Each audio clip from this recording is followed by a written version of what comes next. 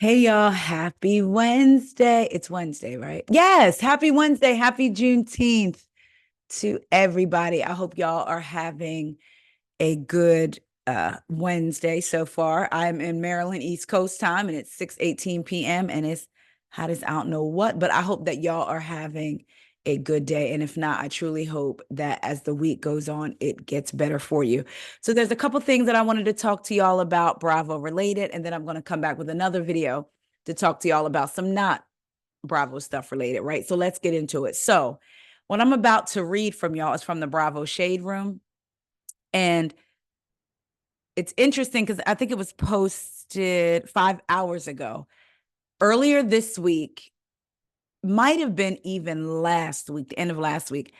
I cannot for the life of me remember who it was. And so I truly apologize if by chance they come across this video. But I was watching I was watching a YouTube video talking about this very thing that I'm about to tell y'all about. They talked about, oh, I know who it was. I believe um, I'm 90% sure. I'm pretty sure that it was House of Aaron. Shout out to Aaron. Love me some Aaron. Aaron was just on the podcast last week.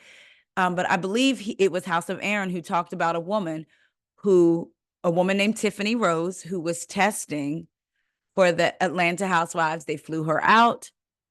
And because I believe she was in LA, they flew her out to Atlanta, but she had some interactions with Kenya.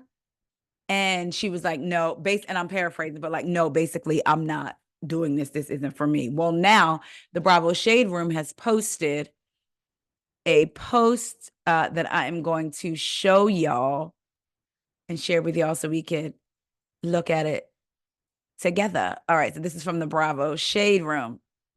Tiffany Rose, that was being tested for RHOA, sends a message to Kenya. God don't like ugly. Now she's fired, child. So you see Style by Tiffany Rose at Kenya. God don't like ugly.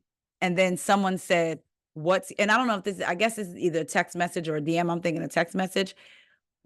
So she posted this message and then on top of it tagged Kenya and said, at Kenya, God don't like ugly. And then, so the person said, what's your beef with Kenya? Tell me tomorrow. She says, OMG, can't wait to tell you. She made sure to make a huge deal about me coming on the Housewives of Atlanta show. I was going to be one of the newest housewives. They wanted to pit my business against hers, and she made it a huge deal. Looked up my house information in Atlanta and started to stalk me. Then somebody said her dress looks like no behind chaps. Y'all can see it. And then Tiffany said to try and find dirt on me. It was crazy, LOL. And now look, she's fired. Cha. This first comment had me screaming by Ray Nicole. Shout out to my good sis, Ray Nicole. She said, I think I'll just stick with the earlier seasons on Peacock. So I don't know, honey. So allegedly Tiffany Rose was testing. I believe Tiffany has a hair bar, if I'm not mistaken. So that would kind of make them like competitors, if you will. And she said that when she said they wanted to pit my business against hers. So production wanted to be messy and pit your business against Kenya's. And I guess Kenya realized what was happening, got word possibly maybe, and was like, nah, that's not what we finna do. And there's that. But yeah, I'm pretty sure it was House of Aaron that I hope that's who it was that I was watching, but I'm pretty sure last week and had talked about this story, and now it's coming out that it was true. I believed him when he said it anyway, but now we have receipts the message from Tiffany saying her side of the story, because we don't know Kenya's side, of the story, or even production side for that matter. But it was like they were definitely trying to be messy, messy, messy, messy. Do y'all think that it would have been right of production to intentionally bring on a housewife that's in the same line of work as Kenya when they know that Kenya has voiced publicly how upset she was that they didn't show anything with her business last year? And now you're bringing on a new wife, which of course we're going to talk about her line of business. And I guess maybe Kenya, if this is to be true, what Tiffany is saying, instead of striking back at production, she went for the housewife. That's just so like messy, messy, messy. All right, y'all, let me know what y'all think. Moving on, y'all. Let's talk about an article I read in Reality T. Y'all remember Kim D from Jersey, right? Kim D. Remember Kim D's legendary, iconic fashion shows. So Kim DePola describes RHO and J cast reaction to reunion cancellation. Bravo canceled Real Housewife of New Jersey season 14 reunion, and Kim D just revealed the cast reaction to the news. As it turns out, the cast may have been just as shocked as the audience. When Bravo announced the reunion's cancellation, viewers could only speculate as to why. Suspecting fans pointed immediately to Teresa Gorga, who's feud with to Teresa Giudice, sorry y'all, whose feud with Melissa Gorga caused filming preclusions all season. Granted, Trey isn't the only problem on the RHONJ cast now, but Bravo gave no official reason regardless. And as far as Kim is concerned, the reunion rescinding is a bad sign for the stars. On the June 17th episode of the Misunderstood podcast, Rachel Uchitel, I think that's Tiger Woods' ex. Yes.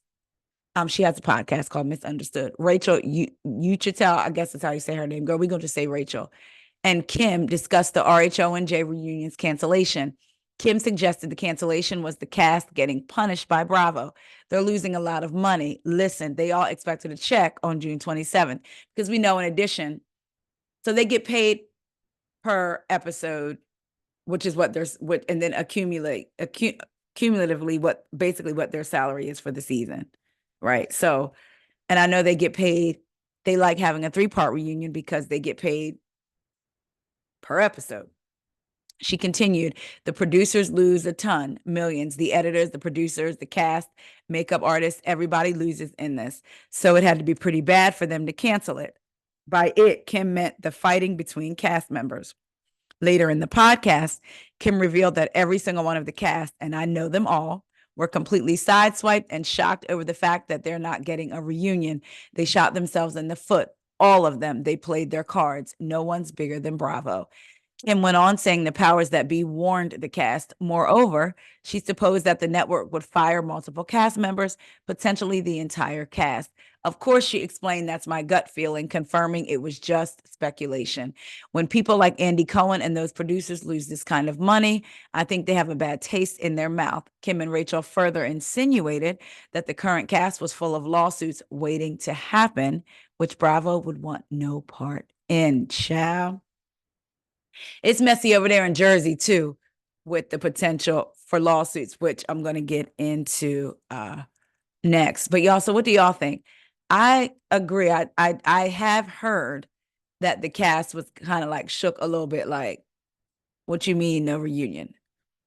The only other time that's ever happened was Roni, and we know why that was because they didn't they didn't want Ramona or quite frankly any of the ladies to be held accountable for any of their actions, and they didn't want it. They didn't want to turn it into a Black Lives Matter discussion.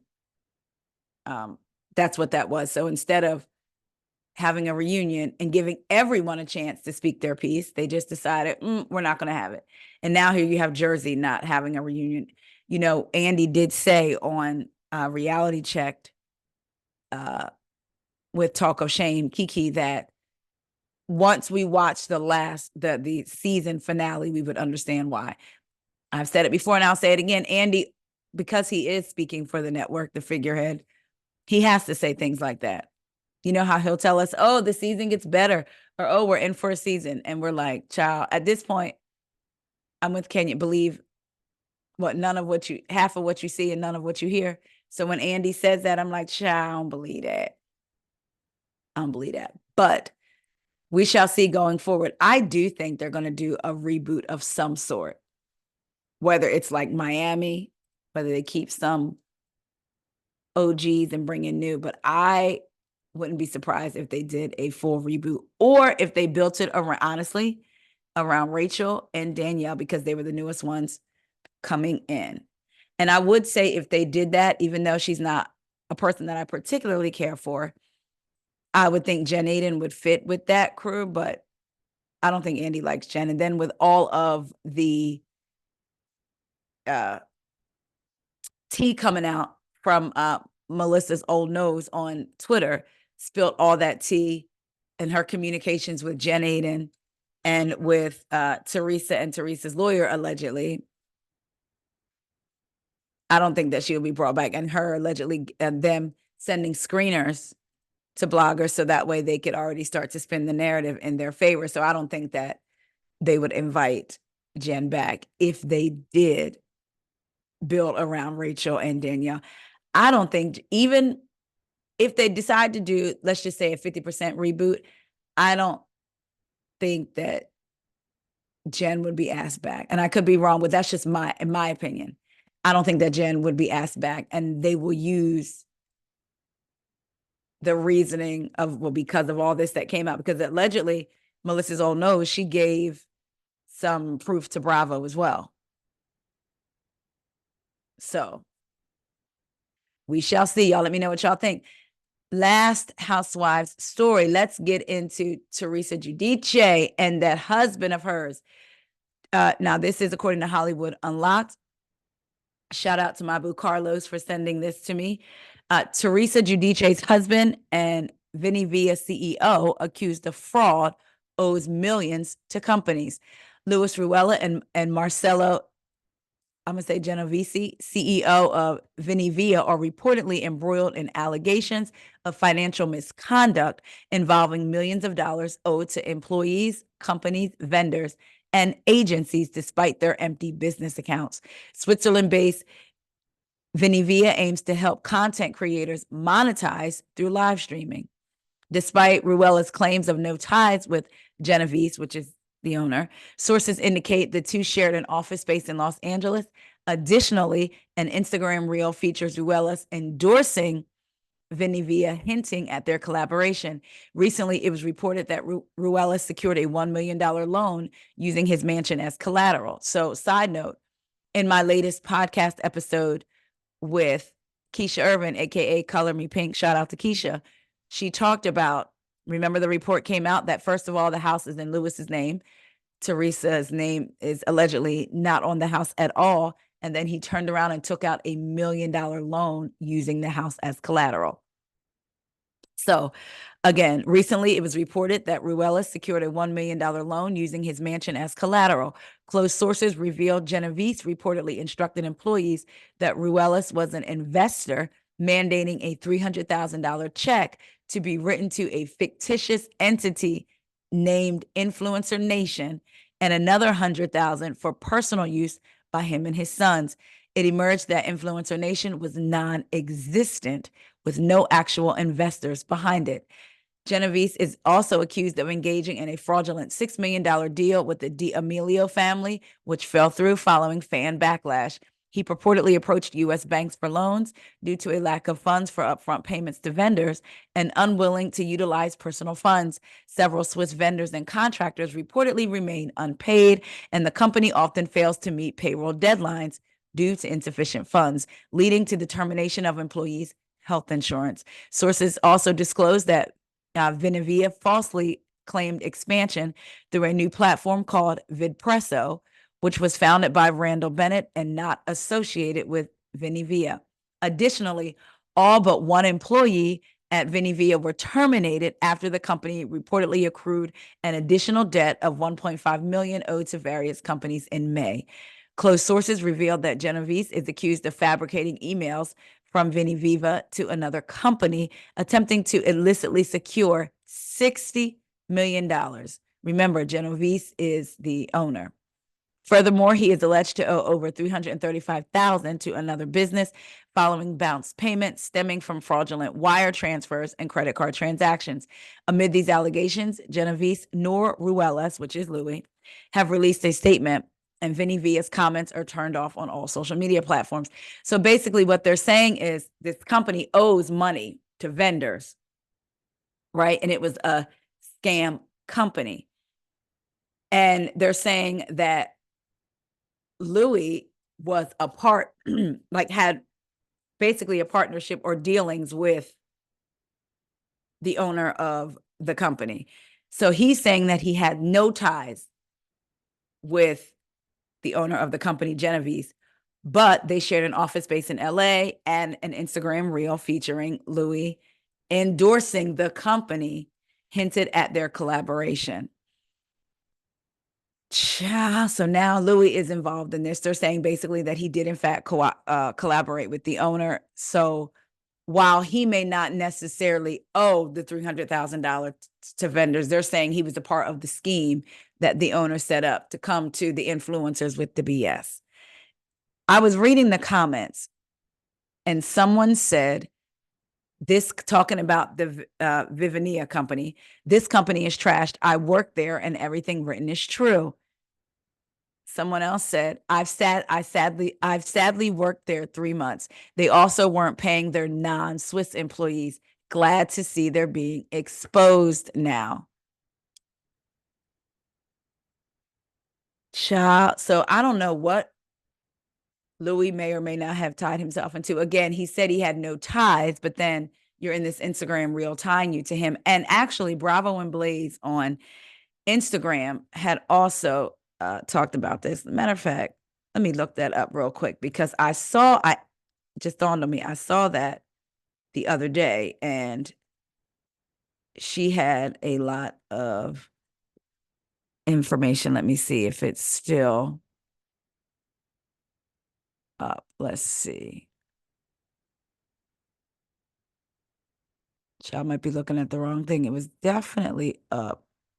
But anyway, it's basically the same thing, that Lewis actually was involved in all of this with this company, partnering with the man that did all this stuff, formed that shell company, Influencers Nation, had the $300,000 check written there only for it to not be a company, y'all. So again, I don't know what Louis got himself into. Him taking out $1 million loan against the home. The only good thing is, I will say, in that scenario, is that Teresa's name isn't on the home. I mean, should it be because that's her husband? Yes. And it's one thing to not be on the bank loan, but be on the deed, right? Because if you're on the deed, if you're not on the bank loan, if something happened, child, you ain't responsible. You're not on the hook for it. But they also can't put you out of the house because you're on the deed, right?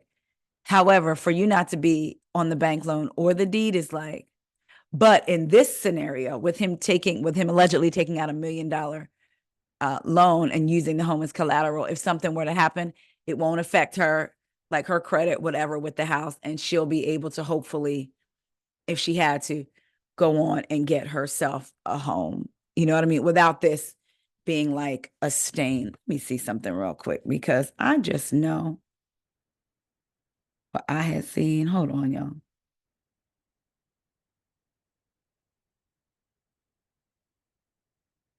Well, anyway, like I said, they say Louis is involved, child. So I guess we'll see eventually. I feel like where there's smoke, there's fire with most things. And there's a lot of smoke. I mean, sometimes we know that people can just say things and they not be true, right? Of course, we know that. But I believe at Lewis, where there's smoke, there's fire. And I just really hope that Teresa doesn't choke on that smoke, regardless of me not being her biggest fan. I do believe that she loves this man and married him for love. I don't know if his intentions were necessarily as pure with her. And so I hope that her and her girls are safe from whatever this man is capable of, whether it be financial ruin or any of that stuff. Because that's some scary stuff. Like, you done went and took out $1 million loan against our home that I'm currently living in, and you ain't say nothing. And you're involved with this man who's scamming. We shall see. We know it will all come out in the end. All right, y'all, let me know what y'all think again about Lewis being involved with this man with this shell company and him taking out that $1 million loan against the home. Teresa not knowing. Kim D, I missed them fashion shows. Child, I might have to go back and watch some of the episodes with the fashion shows. Child, those were the Jersey days. Although this past episode, y'all have heard me rave about it. Again, that last scene, chef's kiss. But Kim D said everybody was surprised that there was no reunion and upset, child. And she, in her gut, believes there may be a full cast reboot. And then y'all let me know what y'all think about the story with Miss Tiffany Rose being tested for the Real Housewives of Atlanta. I will say, I wonder what Kenya allegedly did for her to post her text messages and at Kenya and say, God don't like ugly. Now look, she's fired. Like what, like in the weeks that you were testing, what happened for you? Because I just feel like, I don't know. Even if she slung you through the mud up and down the streets, right? Tried to drag you by your hair care business through the streets. We didn't hear about it. It wasn't public. We didn't hear about it. Nothing bad about your business came out. So to then turn around and put this out there, it could make someone think that you're petty. But then again, if she was trying to drag your business and stalk you, as you say, I mean, I guess you have a right. People have a right to post what they want to post, right? People have a right to do what they want to do. So, but I'm just curious, what did that look like for her to come out and be like, boom, I'm posting my own stuff? I don't know. Y'all let me know what y'all think about that. And I will be back in a few to talk to y'all. See ya.